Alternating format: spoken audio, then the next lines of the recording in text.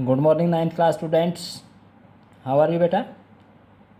I hope you will be quite fit and fine at your home. Students, today we will discuss a very important questions from your third chapter, sixth book. And question is, what makes an election democratic? Explain the minimum conditions of a democratic election.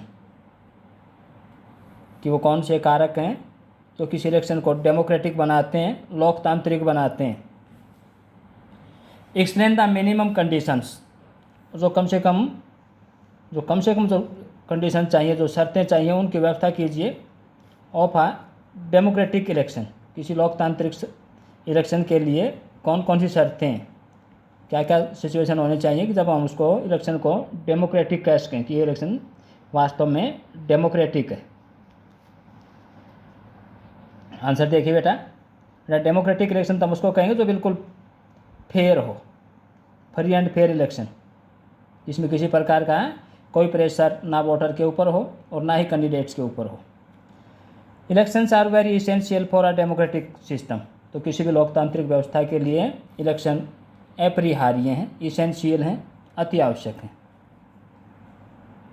But most non democratic countries like China also hold some kinds of election. परंतु कुछ लोकतांत्रिक देश जैसे कि China है, वहाँ पर भी किसी न किसी प्रकार के चुनाव होते हैं.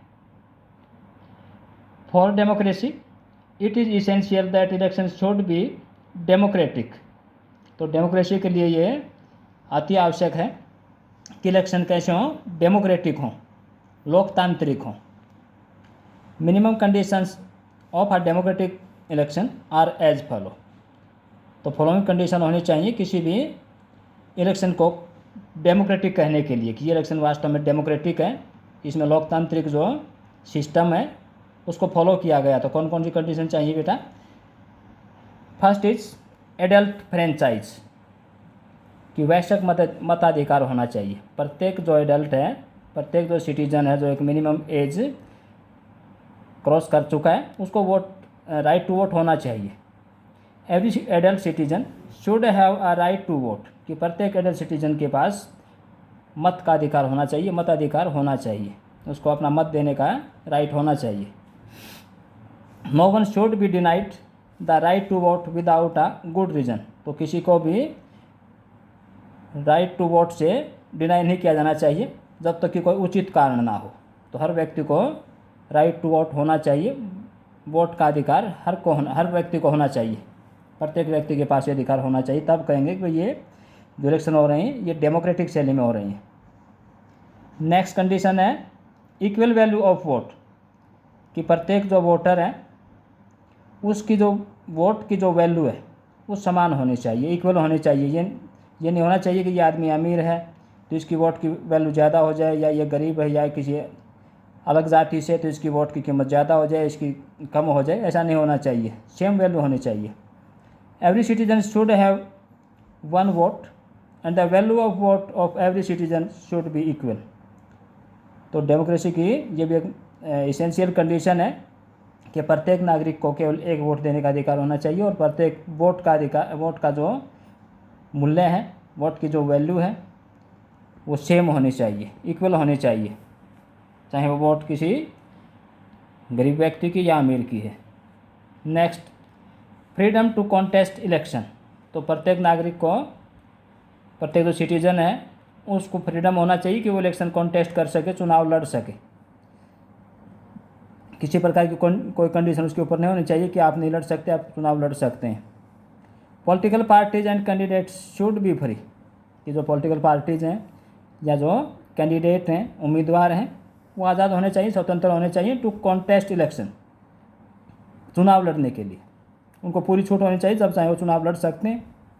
So that there should be real choice to the voters, ताकि लोगों के सामने एक ऐसा अवसर हो कि वो अपनी चॉइस का जो लीडर है उसको चुन सकें. लोगों के सामने विकल्प हो कि भाई ये इतने आदमी चुनाव लड़ रहे हैं, तो इनमें से जो हमें अच्छा लगेगा हम उसको प्रेफरेंस देंगे, हम उसको अपने वोट के माध्यम से अपना रिप्रेजेंटेटिव बनाएंगे. Next regular election. तो ये भी ज़रूरी है कि जो इलेक्शन है they should be held after regular interval, कि जो चुनाव हैं वो नियमित अंतराल के बाद होने चाहिए। ऐसा नहीं हो कि एक बार जो पार्टी सत्ता में आ गई, पावर में आ गई, वो चुनाव करवाए ही नहीं, 10, 15, 20 साल तक लगातार चलते ही नहीं, तो इससे तो फिर वो डेमोक्रेसी नहीं रहेगी। Election should be held regularly after every few years, तो हर राष्ट्र में, हर देश में अपना अपना टेन्योर होता है सरकार का। जिस तरह अपने यहाँ पर 5 साल की जो अवधि होती है सरकार की, तो उसके बाद हर 5 साल के बाद चुनाव होते हैं, और ऐसा होना भी चाहिए अगर वो इलेक्शन को हम डेमोक्रेटिक कहें तो। नेक्स्ट, पीपल्स डिसीजन फाइनल, कि लोगों का जो फैसला है वो सर्वोच्च होना चाहिए, अंतिम होना चाहिए। लोगों ने जिस व्यक्ति को चुन दिया है, जिस व्यक्ति को अपने वोट दे दिए, जिसको प्रेफरेंस दी है, that should be declared winner. A candidate preferred by the voters, एक ऐसा उम्मीदवार जिसको लोगों ने वरीयता दी है, प्रेफरेंस दी है और उसे बेहतर माना है, शुड बी डिक्लेयर्ड इलेक्टेड, उसको विजेता अथवा चुनाव में जीता हुआ घोषित करना चाहिए। उसको ये माना जाना चाहिए कि ये इलेक्शन में जीत चुका है, निर्वाचित घोषित होना चाहिए। Next, free and fair, election free होने चाहिए। फ्री एंड फेयर का मतलब क्या बेटा, कोई प्रेशर ना हो, ना वोटर के ऊपर हो और ना ही जो व्यक्ति इलेक्शन को कॉन्टेस्ट करें उनके ऊपर हो। धन का अथवा मसल पावर का कोई यूज़ नहीं होना चाहिए, मिस यूज़ नहीं होना चाहिए। Election should be held free and fair, कि चुनाव निष्पक्ष होने चाहिए, बिना किसी प्रेशर के, बिना किसी दबाव के, ना धन का दबाव हो और ना ही बल का दबाव हो। गवर्नमेंट मशीनरी, कई बार क्या होता है कि जो पार्टी सत्ता में होती है, पावर में होती है, वो सरकारी मशीनरी का प्रयोग अपने हित के लिए करती है, अपने इलेक्शन कैंपेन के लिए करती है। और ऑफिशियल और जो अधिकारी हैं, should not interfere in the election, चाहे सरकारी मशीनरी है या जो सरकारी अधिकारी हैं, उनको चुनाव में इंटरफेयर नहीं करना चाहिए, चुनाव में उनको हस्तक्षेप अथवा दखलंदाजी नहीं करनी चाहिए। Students, I hope you will have understood this question clearly and properly. You should have to write this question in your fair notebook and learn it properly. Respected parents are also requested to help their wards to complete their study work. Thank you beta, have a nice day.